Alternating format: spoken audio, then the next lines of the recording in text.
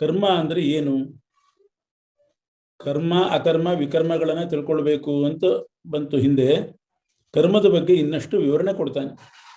ನಾನು ಸ್ವತಂತ್ರ ಕರ್ತ ಅನ್ನುವಂಥ ಅಭಿಮಾನ ತ್ಯಾಗ ಮಾಡಬೇಕು ಯಾವುದೇ ಕೆಲಸ ಮಾಡುವಾಗ. ಇದು ಒಂದು ತ್ಯಾಗ. ಫಲದ ಮೇಲೆ ಇಚ್ಛೆ ಇಟ್ಕೋಬಾರ್ದು, ಆಸೆ ಇಟ್ಕೋಬಾರ್ದು, ಅದು ಒಂದು ತ್ಯಾಗ. ಈ ಫಲಕ್ಕೋಸ್ಕರ ನಾನು ಕರ್ಮ ಮಾಡ್ತಿದ್ದೇನೆ ಅಂತ ಸಂಕಲ್ಪ ತ್ಯಾಗ ಮಾಡಬೇಕು, ಅದು ಒಂದು ತ್ಯಾಗ.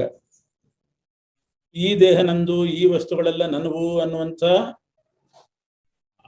ಈ ಮಮತಾಭಿಮಾನ, ಅದನ್ನು ತ್ಯಾಗ ಮಾಡಬೇಕು.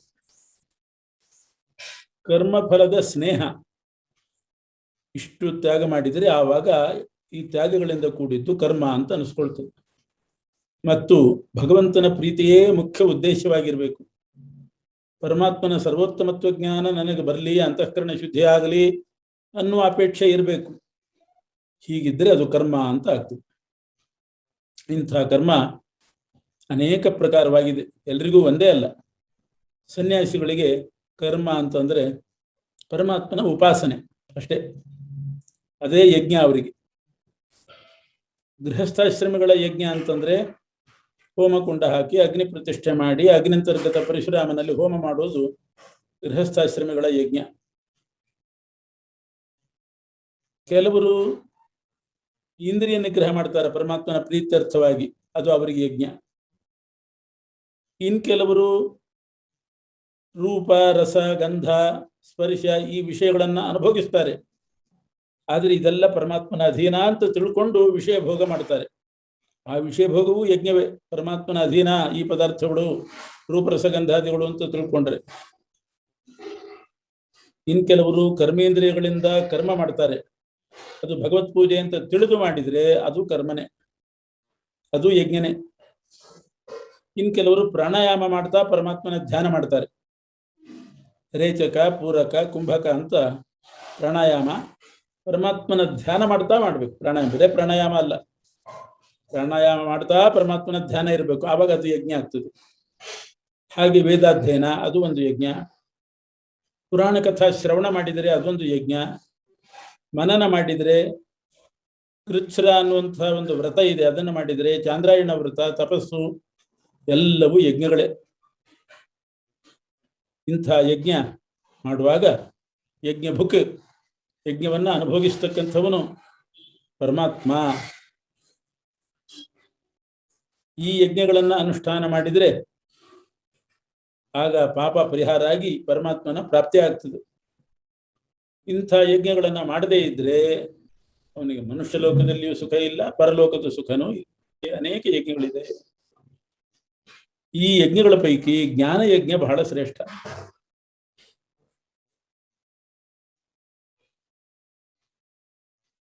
ಅಂದ್ರೆ ಜ್ಞಾನಯಜ್ಞ ಶ್ರೇಷ್ಠ ಅಂದ್ರೆ ಉಳಿದದ್ದು ಬಿಡಬೇಕು ಅಂತ ಅರ್ಥ ಅಲ್ಲ. ಜ್ಞಾನಯಜ್ಞಕ್ಕೋಸ್ಕರವಾಗಿ ಜ್ಞಾನ ಪಡಿಲಿಕ್ಕೆ ಅರ್ಹತೆ ಬೇಕಲ್ಲ, ಆ ಅರ್ಹತೆ ಪಡಿಲಿಕ್ಕೋಸ್ಕರವಾಗಿ ಯಜ್ಞಗಳನ್ನು ಮಾಡಬೇಕು. ಅದರ ಫಲರೂಪವಾದದ್ದು ಜ್ಞಾನಯಜ್ಞ. ಹೀಗೆ ಜ್ಞಾನ ಶ್ರೇಷ್ಠ ಅಂದ್ರೆ ಅದು ಫಲ, ಎಲ್ಲ ಕರ್ಮಗಳ ಎಲ್ಲ ಯಜ್ಞಗಳ ಫಲ ಜ್ಞಾನಯಜ್ಞ, ಫಲರೂಪ ಆದ್ರಿಂದ ಅದು ಶ್ರೇಷ್ಠ.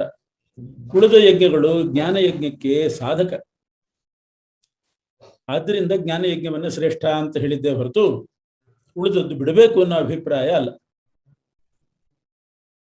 ಕೃಷಿ ಮಾಡೋದಕ್ಕಿಂತ ಶ್ರೇಷ್ಠವಾದದ್ದು ಧಾನ್ಯ ಪಡೆಯೋದು ಅಂತಂದ್ರೆ, ಹಾಗಾದ್ರೆ ಕೃಷಿ ಬಿಟ್ಟು ಬಿಡ್ತೇವೆ ಅಂತ ಅರ್ಥಲ್ಲ. ಕೃಷಿಗಿಂತ ಮುಖ್ಯವಾದ್ದು ನಮಗೆ ಧಾನ್ಯ ಅಂದ್ರೆ ಅದು ಫಲ, ಕೃಷಿಯ ಫಲ. ಫಲ ಮುಖ್ಯನೋ ಸಾಧನ ಮುಖ್ಯನೋ? ಫಲ ಮುಖ್ಯ. ಈ ದೃಷ್ಟಿಯಿಂದ ಜ್ಞಾನಯಜ್ಞ ಶ್ರೇಷ್ಠ ಅಂತ. ವಿಪರೀತ ಅರ್ಥ ಮಾಡಿಕೊಂಡು ಜ್ಞಾನಯಜ್ಞ ಶ್ರೇಷ್ಠ ಅಂತ ಕೃಷ್ಣ ಹೇಳಿದ್ದಾನೆ, ಅದರಿಂದ ನಾವು ಕರ್ಮ ಬಿಟ್ಬಿಟ್ಟು ಬರೇ ಪುಸ್ತಕ ಓದಿ ಜ್ಞಾನ ಸಂಪಾದನೆ ಮಾಡ್ತೇವೆ ಅಂತ ಹೊರಟ್ರೆ ಇದು ಕೃಷ್ಣನ ಮತಕ್ಕೆ ವಿರುದ್ಧ. ಕರ್ಮಾನುಷ್ಠಾನ ಮಾಡಿದ್ರೇನೆ ಜ್ಞಾನ ಯಜ್ಞಕ್ಕೆ ಅಧಿಕಾರಿ. ಇಲ್ಲದೆ ಇದ್ರೆ ಅಂತಃಕರಣ ಶುದ್ಧಿ ಆಗೋದಿಲ್ಲ, ಜ್ಞಾನ ಹೃದಯದಲ್ಲಿ ಮೂಡೋದಿಲ್ಲ. ಆದ್ದರಿಂದ ನೀನು ಜ್ಞಾನಯಜ್ಞ ರೂಪ ಫಲ ಸಿಗಬೇಕು ಅಂತಾದ್ರೆ ತತ್ವದರ್ಶಿಗಳು ಅಂತ ತತ್ವಜ್ಞಾನಿಗಳು ಯಾರಿದ್ದಾರೆ ಅವ್ರ ಹತ್ರ ಹೋಗು. ತದ್ವಿಧಿ ಪ್ರಣಿಪಾತೇನ ಪರಿಪ್ರಶ್ನೇನ ಸೇವಯ. ಆ ತತ್ವಜ್ಞಾನಿಗಳ ಬಗ್ಗೆ ಹೋಗಿ ಅವರ ಸೇವೆ ಮಾಡಬೇಕು, ಅವರಿಗೆ ನಮಸ್ಕಾರ ಮಾಡಬೇಕು, ಅವರಲ್ಲಿ ಪ್ರಶ್ನೆ ಕೇಳಬೇಕು. ಅವರ ಉಪದೇಶದಿಂದ ಜ್ಞಾನ ಬರ್ತದೆ. ಆವಾಗ ಆ ಜ್ಞಾನ ಬಂತು ಅಂತಂದ್ರೆ ಕರ್ಮದಿಂದ ಅಂತಃಕರಣ ಶುದ್ಧಿ ಮಾಡಿಕೊಂಡು ತತ್ವದರ್ಶಿಗಳಿಂದ ಉಪದೇಶ ಪಡೆದು ಜ್ಞಾನ ಸಂಪಾದನೆ ಮಾಡಬೇಕು. ಆ ಜ್ಞಾನದಿಂದ ಬಂಧು ಮೋಹ ನಾಶ ಆಗ್ತದೆ. ಆ ಜ್ಞಾನದಿಂದಲೇ ಪರಮಾತ್ಮನೇ ಸರ್ವಾಧಾರ, ಎಲ್ರಿಗೂ ಆಶ್ರಯ ಅವನು ಅಂತ ಅನ್ನೋದು ತಿಳಿತದೆ. ಮತ್ತು ಎಷ್ಟು ಪಾಪ ಮಾಡಿದ್ರೂ ಕೂಡ, ಸಮುದ್ರದಷ್ಟು ಪಾಪ ಇದ್ರೂ ಕೂಡ, ಸರ್ವಂ ಜ್ಞಾನ ಪ್ಲವೇನೈವ, ಜ್ಞಾನ ಅನ್ನೋದು ದೋಣಿ ಇದ್ದಾಗೆ, ದೊಡ್ಡ ಹಡಗಿದ್ದಾಗೆ. ಪಾಪ ಸಾಗರ ಇದ್ರೂ ಕೂಡ ಹಡಗಿನಿಂದ ದಾಟಿಬಿಡಬಹುದು. ಹಾಗೆ ಸಮಸ್ತ ಪಾಪಗಳನ್ನು ಈ ಜ್ಞಾನವು ದಾಟಿಸ್ತದೆ, ನಮ್ಮನ್ನ ಪಾಪ ಸಮುದ್ರದಿಂದ ಪಾರು ಮಾಡ್ತದೆ. ಜ್ಞಾನ ಒಂದೇ ಈ ಅನಂತ ಪಾಪಗಳನ್ನ ಪರಿಹಾರ ಮಾಡಲಿಕ್ಕೆ ಸಮರ್ಥ. ಆದ್ದರಿಂದ ಜ್ಞಾನ ಯಜ್ಞ ಶ್ರೇಷ್ಠ ಅಂತ ಹೇಳಿದ್ರು. ಕೆಲವರು ಹೇಳ್ತಾರೆ ಜ್ಞಾನ ಇಲ್ದಿದ್ರು ಪರವಾಗಿಲ್ಲ, ಮೂಢಭಕ್ತಿ ಇದ್ರೂ ಸಾಕು. ಅಂದ್ರೆ ಭಕ್ತಿ, ಜ್ಞಾನ ಇಲ್ಲ, ಅದಕ್ಕೆ ಮೂಢಭಕ್ತಿ ಅಂತ ಕರೀತಾರೆ. ಅಂಥ ಮೂಢಭಕ್ತಿಯಿಂದಲೂ ಪರಮಾತ್ಮನನ್ನ ಪಡಿಬಹುದು, ಪಾಪ ಪರಿಹಾರ ಆಗಿ ಮೋಕ್ಷ ಸಿಗ್ತದೆ. ಗಜೇಂದ್ರನಿಗೆ ಸಿಕ್ತೋ ಇಲ್ವೋ? ಗಜೇಂದ್ರನಿಗೆ ಏನು ಜ್ಞಾನ ಇತ್ತು? ಮೂಢಭಕ್ತಿಯಿಂದ ಶರಣಾಗತನಾದ, ಅವನಿಗೆ ಮೋಕ್ಷ ಆಯಿತು. ಅದಕ್ಕೆ ಕೃಷ್ಣ ಹೇಳ್ತಾನೆ, ಅಂಥ ಮೂಢಭಕ್ತಿಯಿಂದ ಮೋಕ್ಷ ಆಗೋದೇ ಇಲ್ಲ, ಸಾಧ್ಯವೇ ಇಲ್ಲ. ಗಜೇಂದ್ರನು ಕೂಡ ಪೂರ್ವ ಜನ್ಮದಲ್ಲಿ ಬೇಕಾದಷ್ಟು ಅಭ್ಯಾಸ ಮಾಡಿ ಜ್ಞಾನ ಸಂಪಾದನೆ ಮಾಡಿದ್ದ. ಯಾವುದೋ ಒಂದು ಪಾಪದ ನಿಮಿತ್ತದಿಂದ ಆನೆಯಾಗಿ ಹುಟ್ಟಿದ್ದ.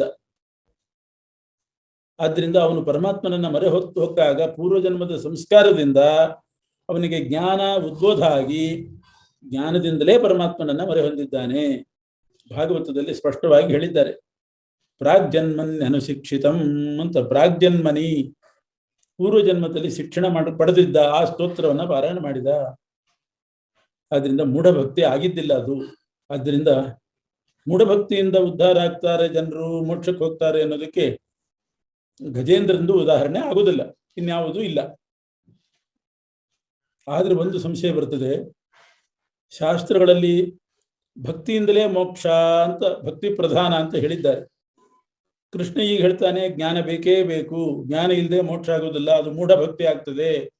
ಆನೆಗೂ ಕೂಡ ಜ್ಞಾನ ಇತ್ತು ಹಿಂದಿನ ಜನ್ಮದಲ್ಲಿ, ಗಜೇಂದ್ರನಿಗೆ ಜ್ಞಾನದಿಂದಲೇ ಮೋಕ್ಷ, ಆದ್ರೆ ಶಾಸ್ತ್ರದಲ್ಲಿ ಭಕ್ತಿಯಿಂದಲೇ ಮೋಕ್ಷ ಅಂತ ಹೇಳಿದ್ದಾರೆ. ಪರಸ್ಪರ ವಿರೋಧ ಆಯ್ತಲ್ಲ ಅಂತ ಪ್ರಶ್ನೆ ಬಂದರೆ, ಇಲ್ಲ, ಜ್ಞಾನದಿಂದಲೇ ಮೋಕ್ಷ ಅನ್ನೋದಕ್ಕೆ ಅರ್ಥ ಏನು? ಜ್ಞಾನಪೂರ್ವಕ ಸ್ನೇಹದಿಂದ ಮೋಕ್ಷ ಅಂತಲೇ ಅರ್ಥ. ಒಂದು ಅಂಶ ಮಾತ್ರ ಹೇಳಿದ್ದಾನಷ್ಟೆ. ಭಕ್ತಿ ಅಂದರೆ ಜ್ಞಾನಪೂರ್ವಕವಾದ ಸ್ನೇಹ, ಜ್ಞಾನ ಸೇರಿಕೊಂಡೇ ಇದೆ. ಅದರಿಂದ ಜ್ಞಾನದಿಂದ ಮೋಕ್ಷ ಅಂದ್ರು ಒಂದೇ, ಭಕ್ತಿಯಿಂದ ಮೋಕ್ಷ ಅಂದ್ರು ಒಂದೇನೆ. ಜ್ಞಾನ ಬಿಟ್ಟು ಭಕ್ತಿ ಆಗೋದೇ ಇಲ್ಲದು, ಬರೇ ಸ್ನೇಹ ಆಗ್ತದೆ. ಅಥವಾ ಸ್ನೇಹ ಇಲ್ಲದೆ ಇದ್ರೆ ಬರೇ ಜ್ಞಾನ ಆಗ್ತದೆ. ಇಲ್ಲಿ ಜ್ಞಾನ ಶಬ್ದಕ್ಕೆ ಕೃಷ್ಣ ಇಟ್ಟುಕೊಂಡ ಜ್ಞಾನ ಬೇಕು ಅಂದ್ರೆ ಜ್ಞಾನಪೂರ್ವಕವಾದ ಸ್ನೇಹ ಬೇಕು ಅಂತ ಅರ್ಥ. ದುರ್ಯೋಧನ ಇವರಿಗೆಲ್ಲ ಕೃಷ್ಣನ ಮಹಿಮೆ ಗೊತ್ತಿತ್ತು, ಜ್ಞಾನ ಇತ್ತು, ಕೃಷ್ಣನ ಮಹಿಮಾ ಜ್ಞಾನ ಇತ್ತು, ಆದರೆ ಸ್ನೇಹ ಇದ್ದಿಲ್ಲ. ಇವು ನಮಗೆ ಉಪಕಾರ ಮಾಡಿದ್ದಾನೆ, ದೇಹ ಕೊಟ್ಟಿದ್ದಾನೆ, ಬುದ್ಧಿ ಕೊಟ್ಟಿದ್ದಾನೆ, ಉಪಕಾರ ಮಾಡಿದ್ದಾನೆ ಅಂತ ಆ ಸ್ನೇಹ ಬೇಕೋ ಬೇಡ? ಇವನು ಉಪಕಾರಿ ಅನ್ನುವಂಥ ಸ್ನೇಹವೇ ಇಲ್ಲ ಅವರಿಗೆ, ಜ್ಞಾನ ಮಾತ್ರ ಇದೆ ಮಹಾಮಹಿಮಾ ಅಂತ. ಆದ್ದರಿಂದ ಮೋಕ್ಷ ಆಗಲಿಲ್ಲ ಅವರಿಗೆ, ಉದ್ಧಾರ ಆಗಲಿಲ್ಲ ಅವರು. ಅದರಿಂದ ಜ್ಞಾನಪೂರ್ವಕವಾದ ಸ್ನೇಹವೇ ಮೋಕ್ಷ ಸಾಧನ ಅಂತ ನನ್ನ ಅಭಿಪ್ರಾಯ ಅಂತ ಕೃಷ್ಣ ಹೇಳ್ತಾ ಇದ್ದಾನೆ. ಇನ್ನು ಕೆಲವರು ದ್ವೇಷದಿಂದಲೂ ಮೋಕ್ಷ ಆಗ್ತದೆ ಅಂತ ಹೇಳುವವರು ಇದ್ದಾರೆ. ಶಿಶುಪಾಲ ಬೈದ, ದ್ವೇಷದಿಂದ ಬೈದ, ಅವನಿಗೆ ಮೋಕ್ಷ ಆಯಿತು. ಪೂತನೆ ದ್ವೇಷದಿಂದ ವಿಷದ ಹಾಲು ಕುಡಿಸಿದ್ಲು, ಮೋಕ್ಷಕ್ಕೆ ಹೋದ್ಲು. ಇಂಥ ನಿದರ್ಶನ ಇಟ್ಟುಕೊಂಡು ಕೆಲವು ವಾಕ್ಯಗಳನ್ನು ಇಟ್ಟುಕೊಂಡು ದ್ವೇಷವು ಮೋಕ್ಷಕ್ಕೆ ಸಾಧನ ಅಂತ ಹೇಳುವವರು ಇದ್ದಾರೆ. ಆದರೆ ಅದು ಸರಿಯಲ್ಲ. ನಾಣ್ಯ ಪಂಥ ವಿದ್ಯತೆ ಏನಾಯ, ಜ್ಞಾನಪೂರ್ವಕವಾದ ಸ್ನೇಹ, ಇದು ಬಿಟ್ಟರೆ ಬೇರೆ ದಾರಿನೇ ಇಲ್ಲ. ದ್ವೇಷದಿಂದ ಮೋಕ್ಷ ಅಂದ್ರೆ ಅರ್ಥ ಏನು ಅಂದ್ರೆ, ಶಿಶುಪಾಲ ದ್ವೇಷ ಮಾಡಿದ್ರೂ ಕೂಡ ಬಹುಜನ್ಮಗಳಲ್ಲಿ ದ್ವಾರಪಾಲಕನಾಗಿ ಜಯನಾಗಿ ಸ್ನೇಹ ಮಾಡಿದವನವನು. ಶಿಶುಪಾಲ ಜನ್ಮದಲ್ಲಿ ದ್ವೇಷ ಮಾಡಿದ್ದ ಅಷ್ಟೇನೆ, ಅದು ಸಹವಾಸದಿಂದ, ಅಸುರ ಸಹವಾಸದಿಂದ. ಅವನು ಜಯ ಅನ್ನೋ ದ್ವಾರಪಾಲಕ, ಬಹುಜನ್ಮದಲ್ಲಿ ಅವನು ಭಕ್ತಿನೇ ಮಾಡಿದ್ದ. ಒಂದು ಜನ್ಮದಲ್ಲಿ ಒಂದು ತಪ್ಪು ಮಾಡಿದ, ಆ ತಪ್ಪನ್ನ ಪರಿಗಣಿಸದೆ ಬಹುಜನ್ಮದಲ್ಲಿ ಮಾಡಿದ ಸೇವೆ ಭಕ್ತಿ ಅದನ್ನು ಇಟ್ಟುಕೊಂಡು ಪರಮಾತ್ಮ ಮೋಕ್ಷ ಕೊಟ್ಟಿದ್ದಾನೆ. ಪೂತನಿಯು ಅಷ್ಟೇನೆ. ಅವಳೊಬ್ಳು ಊರ್ವಶಿ, ಊರ್ವಶಿನ ಅಪ್ಸರ ಸ್ತ್ರೀ. ಅವರೆಲ್ಲ ಕೃಷ್ಣನ ಬಗ್ಗೆ ಹಾಡಿ ಕುಣಿದು ನರ್ತನ ಮಾಡಿ ಬೇಕಾದಷ್ಟು ಸೇವೆ ಮಾಡಿದವರು. ಒಂದು ಜನ್ಮದಲ್ಲಿ ದ್ವೇಷ ಮಾಡಿದ್ರು, ಅದನ್ನು ಮನ್ನಿಸಿ ಪರಮಾತ್ಮ ಮೋಕ್ಷ ಕೊಟ್ಟಿದ್ದಾನೆ ಹೊರತು ದ್ವೇಷ ಮಾಡಿದ್ರಿಂದಲೇ ಮೋಕ್ಷ ಕೊಡ್ತೇನೆ ಅಂತ ಅವನ ಅಭಿಪ್ರಾಯ ಅಲ್ಲ. ಅದರಿಂದ ಜ್ಞಾನಪೂರ್ವಕ ಸ್ನೇಹ. ಈ ಜ್ಞಾನ ಅಂತನ್ನೋದು ಜ್ಞಾನಯಜ್ಞ ಶ್ರೇಷ್ಠ ಅಂತಂತವಲ್ಲ. ಇನ್ನೊಂದು ಮಾತು ಹೇಳ್ತಾನೆ, ಜ್ಞಾನಕ್ಕೆ ಸಮಾನವಾದ ಪವಿತ್ರ ವಸ್ತು ಮತ್ತೊಂದು ಜಗತ್ತಿನಲ್ಲಿ ಇಲ್ವೇ ಇಲ್ಲ. ಗಂಗಾದಿ ತೀರ್ಥಗಳು ಹೇಗೆ, ನದಿಗಳು ಹೇಗೆ ಪವಿತ್ರವೋ ಅದಕ್ಕಿಂತ ಹೆಚ್ಚು ಪವಿತ್ರ ಜ್ಞಾನಗಂಗೆ ಅಂತಾರೆ. ಗಂಗಾದಿ ನದಿಗಳು ಸ್ನಾನ ಮಾಡಿದರೆ ಆ ಜನ್ಮದ ಪಾಪ ಪರಿಹಾರ ಆಗ್ತದೆ, ಹಿಂದಿನ ಜನ್ಮಗಳ ಪಾಪನೂ ಪರಿಹಾರ ಆಗಬಹುದು. ಆದರೆ ಗಂಗಾ ಸ್ನಾನ ಮಾಡಿ ಬಂದು ಮತ್ತೆ ಪಾಪ ಮಾಡ್ಲಿಕ್ಕೆ ಶುರು ಮಾಡಿದರೆ ಆ ಪಾಪ ಪರಿಹಾರ ಆಗೋದಿಲ್ಲ. ಮತ್ತು ಗಂಗಾ ಸ್ನಾನದಿಂದ ಪೂರ್ತಿ ಪಾಪ ಪರಿಹಾರ ಆಗೋದಿಲ್ಲ, ಕೆಲವು ಪಾಪ ಉಳಿತದೆ, ಕೆಲವು ಮಾತ್ರ ಪರಿಹಾರ ಆಗ್ತದೆ. ಜ್ಞಾನ ಹಾಗಲ್ಲ. ಒಂದು ಸಲ ಭಗವಂತನ ಸಾಕ್ಷಾತ್ಕಾರ ಪಡೆದ್ರೆ ಅದಾದ ಮೇಲೆ ಮಾಡಿದಂಥ ಯಾವ ಪಾಪನೂ ಅಂಟೋದೇ ಇಲ್ಲ. ಮತ್ತು ಹಿಂದಿನ ಎಲ್ಲ ಪಾಪಗಳು ಪರಿಹಾರ ಆಗ್ತದೆ, ಪ್ರಾರಬ್ಧವೊಂದನ್ನು ಬಿಟ್ಟು ಅಷ್ಟೇ, ಇನ್ನೆಲ್ಲ ಪರಿಹಾರ ಆಗ್ತದೆ. ಇದು ಜ್ಞಾನದ ಮಹತ್ವ. ಜ್ಞಾನ ಬಂದ ಮೇಲೆ ಮುಂದಿನ ಪಾಪಗಳ ಲೇಪ ಆಗೋದಿಲ್ಲ, ಹಿಂದಿನ ಸಂಚಿತ ಕೂಡಿಟ್ಟದ್ದು ಅವೆಲ್ಲವೂ ನಾಶ ಆಗ್ತದೆ, ಪ್ರಾರಬ್ಧ ಒಂದು ಉಳಿತದೆ. ಅದನ್ನಾದ್ರೂ ಯಾಕೆ ಉಳಿಸ್ತಾನೆ ಅಂತಂದ್ರೆ, ಆ ಪ್ರಾರಬ್ಧ ಕರ್ಮ ಭೋಗ ಮಾಡಲಿ ಅಂತ ಉಳಿಸ್ತಾನೆ. ಯಾಕೆ ಆ ಭೋಗ ಮಾಡ್ಲಿಕ್ಕೆ ಅವನಿಗೆ ಸ್ವಲ್ಪ ಅವಕಾಶ ಕೊಡ್ತಾನೆ ಅಂತಂದ್ರೆ, ಪ್ರಾರಬ್ಧ ಕರ್ಮದಿಂದ ಜ್ಞಾನ ಬಂದ ಮೇಲೂ ಕೆಲವು ಜನ್ಮ ಬಂದು ವಿಶೇಷ ಪರಮಾತ್ಮನ ಸೇವೆ ಮಾಡಲಿ, ಪ್ರಾರಬ್ಧವನ್ನ ಅನುಭವಿಸುವಾಗ ವಿಶೇಷ ಸೇವೆನೂ ಮಾಡ್ತಾರವರು. ವಿಶೇಷ ಸೇವೆ ಮಾಡಿದರೆ ಮೋಕ್ಷದಲ್ಲಿ ವಿಶೇಷ ಆನಂದ, ಅದಕ್ಕೋಸ್ಕರ ಪ್ರಾರಬ್ಧ ಉಳಿಸಿರ್ತಾನೆ. ಮತ್ತು ಪ್ರಾರಬ್ಧ ಭೋಗ ಮಾಡುವಾಗ ಉಳಿದವರಿಗೆ ಪರಮಾತ್ಮನ ಬಗ್ಗೆ ಹೇಳಲಿಕ್ಕೆ ಬೇಕಲ್ಲ. ಜ್ಞಾನ ಬಂದ ಕೂಡಲೇ ಮೋಕ್ಷಕ್ಕೆ ಹೋಗ್ಬಿಟ್ರೆ ಮೋಕ್ಷಕ್ಕೆ ಹೋದವ್ರಿಗೂ ಸಂಸಾರದಲ್ಲಿರೋ ಜೀವರಿಗೂ ಸಂಬಂಧವೇ ಇಲ್ಲ. ಸ್ವಲ್ಪ ಕಾಲ ಅವರನ್ನು ಭೂಮಿಯಲ್ಲಿ ಉಳಿಸಿದರೆ, ಪ್ರಾರಬ್ಧ ಶೇಷವನ್ನು ಅನುಭವಿಸ್ ತನಕ ಇರ್ರಿ ಅಂತ ಉಳಿಸಿದ್ರೆ ಅವರು ಪ್ರಾರಬ್ಧ ಶೇಷ ಅನುಭವಿಸ್ತಾ ಉಳಿದವರಿಗೆ ಪರಮಾತ್ಮನ ಬಗ್ಗೆ ಹೇಳ್ತಾರೆ. ಅವ್ರು ಯಾಕೆಂದ್ರೆ ನೋಡಿದವರು ಅವರು, ಆದ್ರಿಂದ ಉಳಿಸಿರ್ತಾನೆ ಅಷ್ಟೆ. ಜ್ಞಾನ ಅಂತನ್ನೋದು ಬೆಂಕಿ ಇದ್ದಾಗೆ. ಜ್ಞಾನ ಅಗ್ನಿ ಸರ್ವಕರ್ಮಾಣಿ ಭಸ್ಮಸಾತ್ ಕುರುತೆ ಅರ್ಜುನ. ಒಂದು ಬೆಂಕಿ ಹೇಗೆ ಎಲ್ಲ ಕಟ್ಟಿಗೆಯನ್ನು ಸುಟ್ಟುಬಿಡ್ತದೋ, ಜ್ಞಾನ ಅನ್ನೋ ಅಗ್ನಿ ಸಕಲ ಪಾಪಗಳನ್ನು ಸುಟ್ಟಾಗ್ತದೆ. ಆದ್ರೆ ಇಂಥ ಜ್ಞಾನ ಒಂದೇ ಜನ್ಮದಲ್ಲಿ ಬರ್ಲಿಕ್ಕೆ ಸಾಧ್ಯ ಇಲ್ಲ, ಬಹುಜನ್ಮದ ಸಾಧನೆ ಬೇಕು. ಮತ್ತು ಅಜ್ಞಾನಿಯಾದವನು, ಶ್ರದ್ಧೆ ಇಲ್ಲದಿದ್ದವನು, ಸಂಶಯ ಪಡುವವನು ಅನರ್ಥನೇ ಹೊಂತಾನೆ ಹೊರತು ಪರಮಾತ್ಮನ ಸಾಕ್ಷಾತ್ಕಾರ ಪಡೆಯೋದಿಲ್ಲ. ಅಜ್ಞಶ್ಚ ಅಶ್ರದ್ಧಾನಶ್ಚ ಸಂಶಯಾತ್ಮ ವಿನಶ್ಯತಿ. ಈ ಮೂರು ಜನರು ನಾಶ ಹೊಂತಾರೆ. ಅಜ್ಞಾನಿ ಮತ್ತೆ ಜ್ಞಾನ ಉಪದೇಶ ಆಗೋ ತನಕ ಅಜ್ಞಾನಿಯೇ ಆಗಿರ್ತಾನೆ ಅವನು ನಾಶ ಹೊಂತಾನೆ ಅಂದ್ರೆ ಅರ್ಥ ಏನು? ಯದಾತು ಜ್ಞಾನಿ ಸದ್ಭಾವೇ ನೈವ ಗೃಹಂತಿ ತತ್ಪರಂ. ಅಜ್ಞಾನಿ ಅಂತಂದ್ರೆ ಯಾರು ಹೇಳ್ಕೊಡೋರಿಲ್ಲ, ಅಜ್ಞಾನಿ ಆಗಿದ್ದಾನೆ ಅವನು ನರಕಕ್ಕೆ ಹೋಗ್ತಾನೆ ಅಂತ ಅರ್ಥ ಅಲ್ಲ. ಹೇಳ್ಕೊಡುವವರು ಇದ್ದಾಗಲೂ, ಹೇಳಿಸ್ಕೊಡ್ಲಿಕ್ಕೆ ಬೇಕಾದ ಸಕಲ ಸೌಕರ್ಯಗಳು ಇದ್ದಾಗಲೂ ಯಾರು ಉಪೇಕ್ಷೆ ಮಾಡ್ತಾರೋ, ದ್ವೇಷದಿಂದ ಜ್ಞಾನ ಬೇಡ ನಮಗೆ ಅಂತ ಜ್ಞಾನದ ಮೇಲಿನ ದ್ವೇಷದಿಂದ ಉಪೇಕ್ಷೆ ಮಾಡ್ತಾರೋ ಅವರು ಅಜ್ಞಾನಿಗಳು. ಆ ರೀತಿ ಅರ್ಥ. ಯಾರು ಹೇಳ್ಕೊಡೋರಿಲ್ಲ, ಜ್ಞಾನ ಇಲ್ಲ, ಅವನು ಮೋಕ್ಷ ಇದಕ್ಕೆ ನರಕಕ್ಕೆ ಹೋಗ್ತಾನೆ ಅಂತ ಅರ್ಥ ಅಲ್ಲ. ಜ್ಞಾನಿಗಳಿದ್ದಾಗಲೂ ಅದರ ಲಾಭ ಪಡೆದು ಜ್ಞಾನವನ್ನ ಪಡೀದೇ ಇದ್ರೆ ಆವಾಗ ನರಕಕ್ಕೆ ಹೋಗ್ತಾರೆ. 14 ವರ್ಷ ತನಕ ಪ್ರತಿಯೊಬ್ಬರು ಸಾಧಾರಣ ಅಜ್ಞಾನಿ ಆಗಿರ್ತಾರೆ. ಆವಾಗ ಹೆಚ್ಚು ಕರ್ಮದ ಫಲ ಅವರಿಗೆ ಇರೋದಿಲ್ಲ. ಆಮೇಲೆ ಬುದ್ಧಿಶಕ್ತಿ, ದೇಹಶಕ್ತಿ ಎಲ್ಲ ಅನುಕೂಲಗಳು ಸಿಗ್ತದೆ 14ರ ಮೇಲೆ. ಆವಾಗ ಅವನು ಅಜ್ಞಾನಿಯೇ ಆಗಿ ಪಾಪ ಮಾಡ್ತಾ ಹೋದ್ರೆ ನರಕಕ್ಕೆ ಹೋಗ್ತಾನೆ. ಹುಟ್ಟಿದ ಕೂಸು ಅಜ್ಞಾನಿ, ಹೇಳ್ಕೊಡೋರಿದ್ದಾರೆ, ಅಜ್ಞಾನಿ, ಅದು ನರಕಕ್ಕೆ ಹೋಗ್ತದೆ ಅಂತ ಅರ್ಥ ಅಲ್ಲ. 14 ವರ್ಷದ ತನಕ ಇದು ಅನ್ವಯಿಸೋದಿಲ್ಲ. 14ರ ಮೇಲೆ ವಿವೇಚನಾ ಶಕ್ತಿ ಎಲ್ಲ ಬಂದಾಗ, ಗುರುಗಳು ಸಿಕ್ಕಾಗ ಜ್ಞಾನ ಪಡಿಬೇಕು. ಪಡೀದೇ ಇದ್ರೆ ಅಜ್ಞಾನಿ. ಸಂಶಯ ಪಡುವವನು ಹಾಗೆ. ಎಷ್ಟು ಗುರುಗಳು ವಿಚಾರ ಮಾಡಿ ಹೇಳಿದರೂ ಕೂಡ, ಶಾಸ್ತ್ರ ಪಾಠ ಅವರು ಹೇಳಿದರೂ ಕೂಡ, ತತ್ವ ವಿಚಾರ ಮಾಡಿದರೂ ಆದರೂ ಸಂಶಯ ಪಡುವವರು. ಅದು ಅವ್ರ ಸ್ವಭಾವ. ಎಷ್ಟು ಹೇಳಿದರೂ ಉತ್ತರ ಕೊಟ್ಟರು ಸಂಶಯ. ಪರಮಾತ್ಮನ ಬಗ್ಗೆ, ಮೋಕ್ಷದ ಬಗ್ಗೆ ಅವೆಲ್ಲ ಎಷ್ಟು ಹೇಳಿದರೂ ಕೂಡ ಇದೆಯೋ ಇಲ್ವೋ ಅಂತ ಮತ್ತೆ ಮತ್ತೆ ಸಂಶಯ ಪಡುವವರು ಅವರು ನರಕಕ್ಕೆ ಹೋಗ್ತಾರೆ. ಸಂಶಯ ಎರಡಿದೆ. ಕೆಲವರು ಸಂಶಯ ಬಂದೇ ಪ್ರಶ್ನೆ ಕೇಳ್ತಾರೆ. ಆ ಸಂಶಯ ನರಕಕ್ಕೆ ಕಾರಣ ಅಲ್ಲ. ಸಂಶಯ ಬರ್ತದೆ, ಪ್ರಶ್ನೆ ಕೇಳ್ತಾರೆ, ಉತ್ತರ ಸಿಗ್ತದೆ, ಅವರು ಮೋಕ್ಷಕ್ಕೆ ಹೋಗ್ತಾರೆ. ಉತ್ತರ ಹೇಳಿದರೂ ಕೂಡ ಮತ್ತೆ ಪುನಃ ಸಂಶಯನೇ ಇಟ್ಟುಕೊಂಡ್ರೆ ಅಂಥವನು ಅಂತ ಅರ್ಥ. ಆದ್ದರಿಂದ ಪ್ರತಿಯೊಬ್ಬರಿಗೂ ತತ್ವ ವಿಚಾರ ಮಾಡಬೇಕಾದ್ರೆ ಸಂಶಯ ಇರಬೇಕು. ಅದು ತತ್ವ ವಿಚಾರಕ್ಕೆ ಬೇಕಾದ ಸಂಶಯ. ತತ್ವ ವಿಚಾರ ಆದ್ಮೇಲೂ ಸಂಶಯ ಪಡ್ತಾರಲ್ಲ, ಅಂಥ ಸಂಶಯ ನರಕಕ್ಕೆ ಕಾರಣ. ಶ್ರದ್ಧೆ ಇಲ್ದಿದ್ದವನು, ದೃಢವಾದ ನಂಬಿಕೆ ಬೇಕು. ಆ ನಂಬಿಕೆ ಅಷ್ಟು ದೃಢವಾಗಿಲ್ಲದೆ ಇದ್ರೆ ಅವನು ನರಕಕ್ಕೆ ಹೋಗ್ತಾನೆ, ಅವನಿಗೂ ಅನರ್ಥನೆ.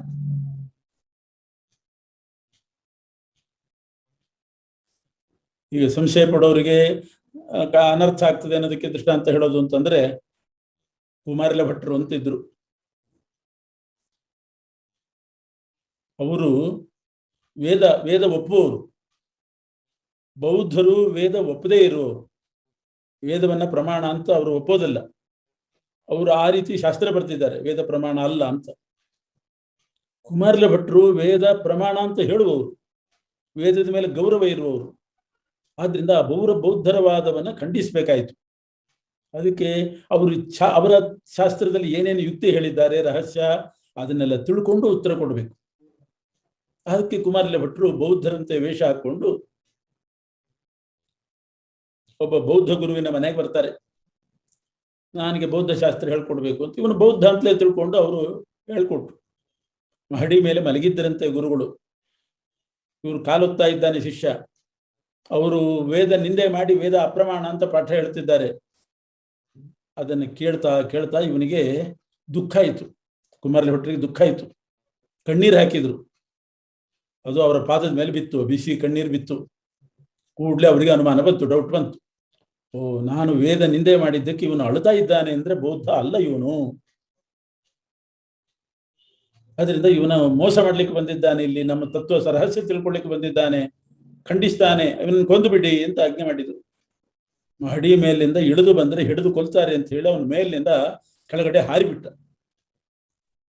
ಹಾರುವಾಗ, ನಾನು ವೇದ ಪ್ರಮಾಣ ಅಂತ ಹೇಳುವವನು, ನನ್ನ ಮಾತು ಸರಿಯಾಗಿದ್ರೆ, ನನ್ನ ಅನಿಸಿಕೆ ಸರಿಯಾಗಿದ್ರೆ, ವೇದ ಪ್ರಮಾಣ ಆಗಿದ್ರೆ ನನ್ನ ಜೀವ ಉಳಿಲಿ ಅಂತ ಹಾರಿದ. ಆದರೆ ಸ್ವಲ್ಪ ವೇದಾಹ ಪ್ರಮಾಣಂ ಚೇತ್, ವೇದ ಪ್ರಮಾಣವಾಗಿದ್ರೆ ನಾನು ಬದುಕಬೇಕು ಅಂತ ಸ್ವಲ್ಪ ಸಂಶಯ ಪಟ್ಟು ಹೇಳಿದ, ಹಾರಿದ. ಸಂಶಯನೂ ಪಟ್ಟ, ಪ್ರಮಾಣ ಆಗಿದ್ರೆ ಬದುಕ್ತೇನೆ, ಇಲ್ದಿದ್ದರೆ ಇಲ್ಲ ಅಂತ ಹಾರಿದ. ಹಾರಿದಾಗ ಬದುಕಿದ. ಆದ್ರೆ ಅಲ್ಲೊಂದು ಗೂಟ ಇತ್ತಂತೆ. ಆ ಗೂಟ ಕಣ್ಣಿಗೆ ಬಡಿದು ಕಣ್ಣು ಹೋಯ್ತು. ಕುಮಾರಿಲ ಭಟ್ರಿಗೆ ಕಣ್ಣೇ ಹೋಯ್ತು. ಯಾಕೆ? ಸಂಶಯ ಪಟ್ಟದ್ರಿಂದ. ವೇದ ಪ್ರಮಾಣನೇ ಅಂತ ನಿಶ್ಚಯವಾಗಿ ಹೇಳಿದ್ರೆ ಆಗ್ತಿತ್ತು. ವೇದ ಪ್ರಮಾಣ ಆಗಿದ್ದರೆ ಅಂತ ಸಂಶಯ ವ್ಯಕ್ತಪಡಿಸಿ ಹಾರಿದ್ರು. ಅದಕ್ಕೆ ಅನರ್ಥ ಆಯ್ತು, ಸ್ವಲ್ಪ ಅನರ್ಥ ಆಯ್ತು. ಬದುಕಿದ್ರು, ಸಂಶಯ ಪಟ್ಟದ್ರಿಂದ ಅನರ್ಥ ಆಯ್ತು. ಶ್ರದ್ಧೆನೂ ಬೇಕು. ಶ್ರದ್ಧೆ ಇಲ್ಲದೆ ನಚಿಕೇತನ ತಂದೆ ಗೋದಾನ ಮಾಡಿದ್ರಂತೆ. ಶ್ರದ್ಧೆ ಇಲ್ಲದೆ ಕಾಟಾಚಾರಕ್ಕೆ ಬಡಕಲ ಹಸುಗಳನ್ನ ದಾನ ಮಾಡಿದ್ರು. ಶ್ರದ್ಧೆ ಇದ್ದಿಲ್ಲ. ಎಲ್ಲ ನೀರು ಕುಡಿಲಿಕ್ಕೆ ಸಾಧ್ಯ ಇಲ್ಲ, ಹುಲ್ಲು ತಿನ್ಲಿಕ್ಕೆ ಬರೋದಿಲ್ಲ, ಅಂಥ ಸಾಯ್ಲಿಕ್ಕಾಗಿದ್ದಾವೆ, ಅಂಥ ಗೋವುಗಳನ್ನು ದಾನ ಮಾಡ್ತಿದ್ದ. ಹಾಲಂತೂ ಕೊಡೋ ಪ್ರಶ್ನೆನೇ ಇಲ್ಲ. ಆವಾಗ ಮಗ ನಚಿಕೇತ ತಡದ್ನಂತೆ. ಅವನಿಗೆ ಶ್ರದ್ಧೆ ಬಂತು. ಇವರು ಅಶ್ರದ್ಧೆಯಿಂದ ಮಾಡ್ತಿದ್ದಾರೆ ದಾನ, ಇದು ತಪ್ಪು ಅಂತ ತಡೆದ. ಆಮೇಲೆ ಇವ್ರಿಗೆ ಸಿಟ್ಟು ಬಂತು ತಂದೆಗೆ. ನೀನು ಯಮಲೋಕಕ್ಕೆ ಹೋಗುವಂತಾನೆ, ಅದೆಲ್ಲ ಸರಿ, ಬೇರೆ ಕಥೆ. ಆದರೆ ಶ್ರದ್ಧೆ ಇಲ್ಲದೆ ದಾನ ಮಾಡಿದ್ರಿಂದ, ಗೋದಾನ ಮಾಡಿದ್ರಿಂದ ಮಗ ಪ್ರತಿಭಟನೆ ಮಾಡಿದ, ಇಂಥ ದಾನ ಮಾಡಕೂಡುದು ಅಂತ. ಹಾಗಾಗಿ ಶ್ರದ್ಧೆ ಬೇಕು, ನಿಷ್ಠೆ ಬೇಕು. ಯುಕ್ತಿ ಹೇಳಿದ್ರು ನಿಷ್ಠೆ ಮಾಡ್ಕೊಳ್ಳದೇನೆ ಸಂಶಯ ಪಟ್ರೆ ಅವರೆಲ್ಲ ನರಕಕ್ಕೆ ಹೋಗ್ತಾರೆ ಅಂತ ಕೃಷ್ಣ ಹೇಳ್ತಾ ಇದ್ದಾನೆ. ಅಜ್ಞಾನಿಯಾಗಿದ್ದಾನೆ, ಅವನಿಗೆ ಹೆಚ್ಚು ಪಾಪ. ಜ್ಞಾನ ಸಂಪಾದನೆ ಮಾಡದೆ ಅಜ್ಞಾನಿಯಾಗಿದ್ದರೆ ಅವನಿಗೆ ಪಾಪ ಜಾಸ್ತಿನೇ ಬರ್ತದೆ. ಯಾಕೆ ಅಂದರೆ ಜ್ಞಾನ ಪಡೆದಿಲ್ಲ ಅನ್ನೋದು ಒಂದು, ಪಾಪ ಮಾಡಿದ್ದಾನೆ ಅನ್ನೋದು ಒಂದು, ಎರಡೆರಡು ತಪ್ಪಾಗ್ತದೆ. ಈಗೊಬ್ಬ ಅನಕ್ಷರಸ್ಥ ವಯಸ್ಸಾದವನು, ಓದ್ಲಿಕ್ಕೆ ಬರೋದಿಲ್ಲ, ಅವನೊಂದು ಕಡೆ ಏನೋ ಮೂತ್ರ ವಿಸರ್ಜನೆ ಮಾಡಿದ. ಅಲ್ಲಿ ಬೋರ್ಡ್ ಹಾಕಿದ್ದಾರೆ, ಇಲ್ಲಿ ಯಾರು ಏನೋ ಮಾಡಬಾರದು ಅಂತ. ಅದ್ರ ಕೆಳಗೆ ನಿಂತುಕೊಂಡು ಮೂತ್ರ ವಿಸರ್ಜನೆ ಮಾಡಿದ. ಪೊಲೀಸರು ಹಿಡಿದ್ರು, ಅವನಿಗೆ ಶಿಕ್ಷೆ ಕೊಟ್ಟರು. ನೀನು ಇಲ್ಲಿ ಇಂಥ ಜಾಗದಲ್ಲಿ ಮಾಡಬಾರ್ದು ಕೆಲಸ ಮಾಡಿದ್ದೆ ಅಂತ. ಅವನಂದ, ನನಗೆ ಗೊತ್ತಿಲ್ಲ, ಬೋರ್ಡ್ ಹಾಕಿದೆಯಲ್ಲ ಅಂದರೆ, ನಂಗೆ ಓದ್ಲಿಕ್ಕೆ ಬರಲಿಲ್ಲ ಅಂದ. ಅದು ಒಂದು ತಪ್ಪೆ. ಬೋರ್ಡ್ ಓದ್ಲಿಕ್ಕೆ ಬರಲಿಲ್ಲ ಅನ್ನೋದು ತಪ್ಪು, ಅಕ್ಷರ ಕಲಿದೇ ಇದ್ದದ್ದು ಒಂದು ತಪ್ಪು, ಅಲ್ಲಿ ಮಾಡಬಾರ್ದು ಕೆಲಸ ಮಾಡಿದ್ದೊಂದು ತಪ್ಪು. ಅದೇ ಒಂದು ಮಗು ಮಾಡಿದರೆ ಅದು ಅಜ್ಞಾನಿ ಅಂತ ಅನ್ನೋದಿಲ್ಲ. ಅದನ್ನು ಕಲಿಬಹುದಾದವನು ಕಲಿಯದೇನೆ, ಜ್ಞಾನ ಸಂಪಾದನೆ ಮಾಡದೇನೆ ಅಜ್ಞಾನದ ಮೂಲಕವಾಗಿ ತಪ್ಪು ನಡೀತದೆ. ಆಗ ತಪ್ಪಿಗೊಂದು ಶಿಕ್ಷೆ, ಅಜ್ಞಾನಕ್ಕೊಂದು ಶಿಕ್ಷೆ ಆಗ್ತದೆ. ಆದ್ದರಿಂದ ಅಜ್ಞಾನ, ಅಶ್ರದ್ಧೆ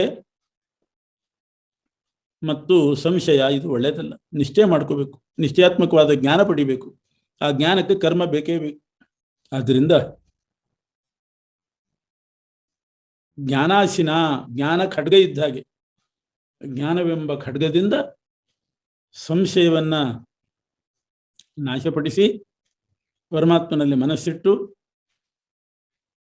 ಕರ್ಮ ಮಾಡಬೇಕು. ಅದನ್ನು ಭಗವಂತನಿಗೆ ಸಮರ್ಪಣೆ ಮಾಡಬೇಕು. ಆಗ ಕರ್ಮಗಳು ಅವನಿಗೆ ಬಂಧಕವಾಗುವುದಿಲ್ಲ. ಇಂಥ ಕರ್ಮ ನೀನು ಮಾಡು ಅಂತ ಇಲ್ಲಿಗೆ 4ನೇ ಅಧ್ಯಾಯ ಮುಕ್ತಾಯವಾಗ್ತದೆ. ಮತ್ತೆ ಅರ್ಜುನ ಕೃಷ್ಣನ ಪ್ರಶ್ನೆ ಮಾಡ್ತಾನೆ, ಕೃಷ್ಣ, ನೀನು ಒಂದು ಸಲ ಯೋಗ ಸನ್ಯಾಸ ಕರ್ಮಾಣಂ ಅಂತ ಸನ್ಯಾಸ ಹೇಳಿದ್ದಿ, ಯೋಗ ಮಾತಿಷ್ಠ ಅಂತ ಇನ್ನೊಂದು ಸಲ ಯೋಗವನ್ನು ಉಪದೇಶ ಮಾಡ್ತಿದ್ದಿ. ಯೋಗ ಅಂದ್ರೆ ಕರ್ಮ ಮಾರ್ಗ, ಯೋಗ ಸನ್ಯಾಸ ಕರ್ಮಾಣಮನಲ್ಲಿ ಸನ್ಯಾಸ ಮಾರ್ಗ ಹೇಳಿದ್ದಿ. ಅದರಿಂದ ಎರಡೂ ಹೇಳ್ತಾ ಇದ್ದೆ ನೀನು. ಸನ್ಯಾಸಾಶ್ರಮ, ಕರ್ಮ ಮಾರ್ಗ ಅಂದ್ರೆ ಗೃಹಸ್ಥಾಶ್ರಮ, ಇದೆರಡೂ ಒಬ್ಬನಿಗೆ ಏಕಕಾಲದಲ್ಲಿ ಒಂದು ಜನ್ಮದಲ್ಲಿ ಹೇಗೆ ಬರ್ಲಿಕ್ಕೆ ಸಾಧ್ಯ? ಆದ್ದರಿಂದ ಯಾವುದಾದ್ರೂ ಒಂದು ಹೇಳಬೇಕು. ಇಲ್ಲ ಸನ್ಯಾಸ ಹೇಳಬೇಕು ಅಥವಾ ಕರ್ಮ ಮಾರ್ಗ ಹೇಳಬೇಕು. ಅದರಲ್ಲಿ ಯಾವುದು ಶ್ರೇಷ್ಠವೋ ಅದನ್ನ ಹೇಳು ನೀನು. ಕರ್ಮ ಮಾರ್ಗ ಮತ್ತು ಸನ್ಯಾಸಾಶ್ರಮದಲ್ಲಿ ಯಾವುದು ಶ್ರೇಷ್ಠ? ಕೃಷ್ಣ ಉಪದೇಶ ಮಾಡ್ತಾನೆ, ಸನ್ಯಾಸ ಕರ್ಮಯೋಗಶ್ಚ ನಿಶ್ರೇಯಸಕರ ಉಭೌ. ಅರ್ಜುನ, ನಾನು ಯೋಗ ಸನ್ಯಸ್ತ ಕರ್ಮಾಣಮ್ಮನಲ್ಲಿ ಸನ್ಯಾಸ ಅಂತ ಒಂದು ಶಬ್ದ ಪ್ರಯೋಗ ಮಾಡಿದ್ದೇನೆ. ಅದು ಯತ್ಯಾಶ್ರಮ ಅಂತ ಅರ್ಥ ಅಲ್ಲ, ಯತ್ಯಾಶ್ರಮ ಅಲ್ಲ. ಸನ್ಯಾಸ ಅಂತಂದ್ರೆ ಕಾಮಕ್ರೋಧಗಳನ್ನ ಬಿಡೋದಕ್ಕೂ ಸನ್ಯಾಸ ಅಂತ ಕರೀತಾರೆ. ಯತ್ಯಾಶ್ರಮ, ಕಾವಿ ಬಟ್ಟೆ ಉಟ್ಟುಕೊಂಡು ಯತ್ಯಾಶ್ರಮದಲ್ಲಿ ಇರೋದಕ್ಕೂ ಸನ್ಯಾಸ ಅಂತ ಕರೀತಾರೆ. ನಾನು ಹೇಳಿದ ಸನ್ಯಾಸ ಕಾಮಕ್ರೋಧ ಬಿಡೋದು. ಯೋಗ ಹೇಳಿದ್ದೇನೆ ಅಂತಂದ್ರೆ ಕರ್ಮ ಮಾರ್ಗ ಹೇಳಿದ್ದೀನಿ. ಕರ್ಮ ಮಾರ್ಗ ಕಾಮಕ್ರೋಧ ಬಿಡೋದು ಏಕಕಾಲದಲ್ಲಿ ಮಾಡಬಹುದು. ಯತ್ಯಾಶ್ರಮ ಮತ್ತು ಸನ್ಯಾಸ, ಇದು ಗೃಹಸ್ಥಾಶ್ರಮ ಅಂತ ನೀನು ತಪ್ಪರ್ಥ ಮಾಡ್ಕೊಂಡಿದ್ದಿ. ಕರ್ಮ ಮಾರ್ಗ ಅಂದ್ರೆ ಗೃಹಸ್ಥಾಶ್ರಮ, ಸನ್ಯಾಸ ಅಂದ್ರೆ ಯತ್ಯಾಶ್ರಮ. ಅದು ಕಾಲಭೇದೇನ ಸರಿ ಹೋಗ್ತದೆ. ಒಂದೇ ಕಾಲಕ್ಕೆ ಒಬ್ಬನು ಗೃಹಸ್ಥನಾಗಿದ್ದಾನೆ, ಸನ್ಯಾಸಿನಾಗಿದ್ದಾನೆ ಅಂದ್ರೆ ಹೇಗೆ ಅಂತ ಪ್ರಶ್ನೆ ಬರ್ಬೋದು. ನಾನು ಹೇಳಿದ್ದು ಅದಲ್ಲ, ಯತ್ಯಾಶ್ರಮ ರೂಪ ಸನ್ಯಾಸಾಶ್ರಮ ಅಲ್ಲ. ಕಾಮಕ್ರೋಧ ಬಿಡೋದಕ್ಕೇನೆ ಸನ್ಯಾಸ ಅಂತ. ನಿಜವಾಗೂ ಯತ್ಯಾಶ್ರಮಕ್ಕೂ ಸನ್ಯಾಸ ಅಂತ ಯಾಕೆ ಕರೀತಾರೆ ಅಂದ್ರೆ ಅವರು ಕಾಮಕ್ರೋಧ ಬಿಡೋದ್ರಿಂದೇ. ಅದರಿಂದ ನಾನಿಲ್ಲಿ ಸನ್ಯಾಸ ಅಂತ ಶಬ್ದ ಪ್ರಯೋಗ ಮಾಡಿದ್ದು ಕಾಮಕ್ರೋಧ ವರ್ಜನ. ಕರ್ಮ ಮಾರ್ಗ ಅಂತ ಏನು ಉಪದೇಶ ಮಾಡಿದೆ ಅದು ಗೃಹಸ್ಥಾಶ್ರಮ ಅಂತಲೇ ಅರ್ಥ ಅಲ್ಲ, ಕರ್ಮ ಮಾಡೋದು. ಯುದ್ಧಾದಿ ಕರ್ಮಗಳು ಏನಿರ್ತದೋ ಅದನ್ನು ಅನುಷ್ಠಾನ ಮಾಡೋದು. ಕಾಮಕ್ರೋಧ ಬಿಟ್ಟು ಕರ್ಮ ಮಾಡೋದು, ಎರಡು ಒಟ್ಟಿಗೆ ಸೇರಿಸಬಹುದು. ಅದೇನು ಪರಸ್ಪರ ವಿರುದ್ಧ ಅಲ್ಲ. ಆದ್ರಿಂದ ಯಾವುದು ಶ್ರೇಷ್ಠ ಅನ್ನೋ ಪ್ರಶ್ನೆನೇ ಇಲ್ಲ.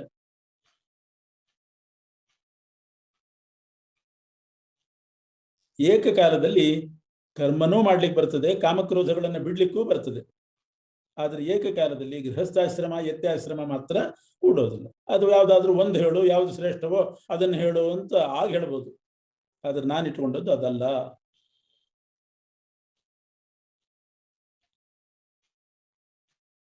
ಆದ್ರೂ ಕರ್ಮ ಮಾಡೋದು ಮುಖ್ಯನೋ ಕಾಮಕ್ರೋಧ ವರ್ಜನ ಮುಖ್ಯನೋ ಅಂತ ನಿನ್ನ ಪ್ರಶ್ನೆ ಕೇಳಬಹುದು.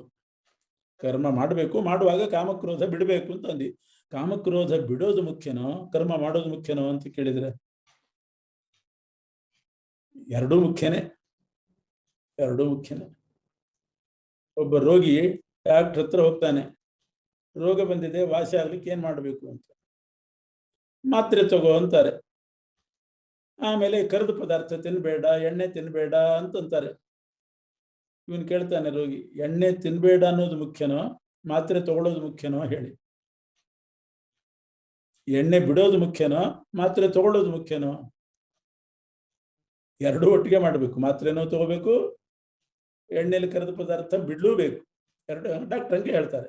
ಆದ್ರೂ ಇವನು ಹಠ ಮಾಡಿದ, ಎರಡರಲ್ಲಿ ಯಾವುದು ತೂಕ ಜಾಸ್ತಿ ಹೇಳ್ರಿ ಅಂತ.